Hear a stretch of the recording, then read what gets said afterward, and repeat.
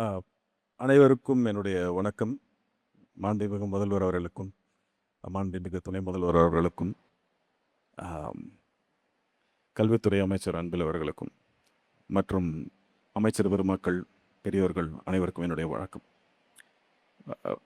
கல்வியை பற்றி நான் நிறைய யோசிச்சிருந்தேன். பட் சில கருத்துக்கள் மட்டும் சொல்லலாம்னு நினச்சிக்கிட்டு இருக்கேன். கல்வியை பற்றி 2000 வருடங்களுக்கு முன்னால் ஒரு பாண்டிய மன்னன் அவர் ஒரு பாடல் எழுதியிருக்கிறார். திரு பாலகிருஷ்ணன் ஐயா வந்து பல இடங்கள் அதை பற்றி பேசியிருக்கிறார். அதோடைய கடைசி 4 வரிகள் ரொம்ப முக்கியமானது. வேற்றுமை பொருந்திய நாற்பால் உள்ளும் கீழ்ப்பால் ஒருவன் கற்பின் மேற்பால் ஒருவனும் அவன் கண் படுமே அப்படின்னு சொல்றார். கல்விக்கு வந்து 2 குணங்கள் இருக்கு. அதில் ஒரு குணம் இப்போ இவர் சொல்றது. அது என்ன குணம்னா,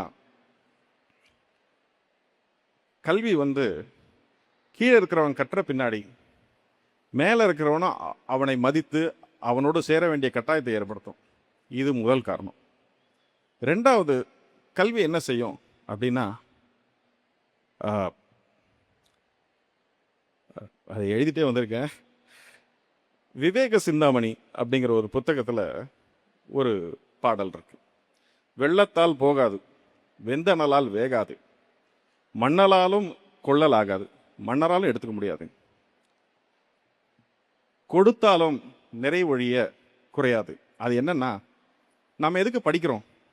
படித்து நல்ல வேலைக்கு போய் சம்பாதிச்சு குடும்பத்தை காப்பாற்றி, அப்பா அம்மாவை காப்பாற்றி, குழந்தைங்களை காப்பாற்றுறதுக்காக போகிறோம். அதை நான் ஒரு வேளை என்னால் முடிஞ்சு நான் ஒரு 1 கோடி ரூபாய் யாருக்கோ கொடுத்தேன்னா அவங்களால சந்தோஷமாக வாழ்ந்துட முடியும்.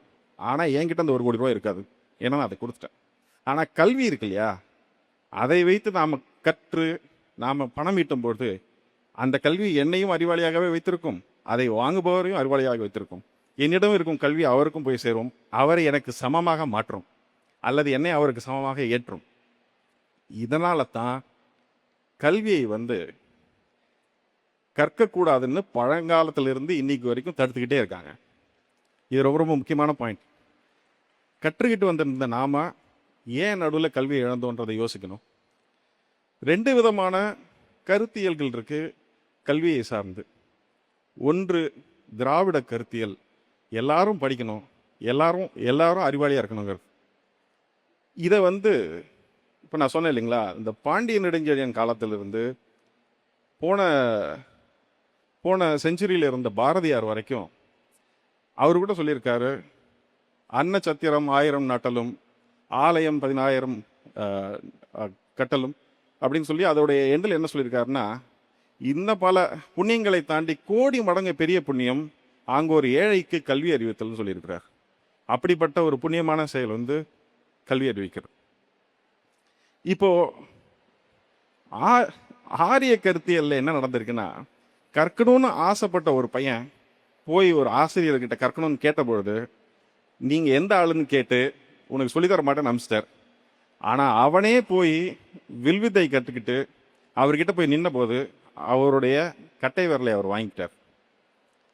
அவர்கிட்ட போய் கர்ணன் பின்னாடி கற்றுக்கணும்னு நினச்ச பொழுது கர்ணனையும் நீ என்ன ஆளுன்னு கேட்டு அனுப்பிச்சிட்டார். அவர் கிருபாச்சாரியார்கிட்ட போய் கேட்ட பொழுது அவர் கேட்கும்பொழுது இல்லை நான் மேட்டுக்குடின்னு சொல்லி அவர்கிட்ட தொழில் கற்றுக்கிட்டார். ஆனால் அவரும் அப்படிப்பட்டவர் இல்லைன்னு தெரியும் பொழுது அவர்கிட்ட நீ கற்ற கல்வியெல்லாம் உன்னை விட்டு ஒரு நாள் போய்விடும் சொல்லி சாபம் கொடுத்து அதையும் பிடிங்கிறார். இப்படி துரோணாச்சாரியார், கிருபாச்சாரியார் ஆரம்பித்து ராஜகோபாலாச்சாரியார் வரைக்கும் நாம் படிப்பதை தடுத்து கொண்டே இருக்கிறார்கள். ஆனால் இந்த கொள்கைக்கு எதிராக சமத்துவம் இருக்கக்கூடாதுன்னு சொல்கிற இடத்துல சமத்துவமும் சமூக நீதியும் இருக்கணும்னு சொல்கிற ஒரு கட்சி, ஒரு கொள்கை ஆட்சியில் இருக்கும்பொழுது அவங்க எல்லாரையும் படிக்க வைக்கிறதுக்கு எத்தனை திட்டங்கள் முடியுதோ அத்தனை திட்டங்களையும் போடுறாங்க. காலை உணவு கொடுக்குறாங்க, நான் முதல்வன் இருக்கு, தமிழ் புதல்வன் இருக்கு, இந்த இப்படி அவங்க ஒரு வரிசையாக திட்டங்கள் போட்டு எப்படியாவது படிச்சிருக்கன்றாங்க. நீங்கள் கட்டணம் இல்லாமல் பேருந்து கொடுக்குறாங்க, வேற யாரும் ஆட்சி பண்ணாலும் அவங்க வந்து மடிக்கணினி கொடுக்குறாங்க, சைக்கிள் கொடுக்குறாங்க, எப்படியாவது படித்து மேலே போயிருங்கிறாங்க. இதை தடுப்பதற்கு அவங்க முன்ன கட்டைவரில் கேட்ட மாதிரி, கர்ணனுக்கு அம்னீஷியா கொடுத்த மாதிரி இப்போ புதிய கல்விக் கொள்கையை ஒன்று கொண்டாந்து உங்களை தடுக்கிறது தடுக்க பார்க்குறாங்க. இதை இப்படி அவங்க தடுத்து இதை ஏற்க மாட்டோம்னு சொன்னவங்களுக்கு நமக்கு நியாயமாக வர வேண்டிய 2150 கோடி பணத்தை தரமாட்டேன்னு சொல்கிறாங்க.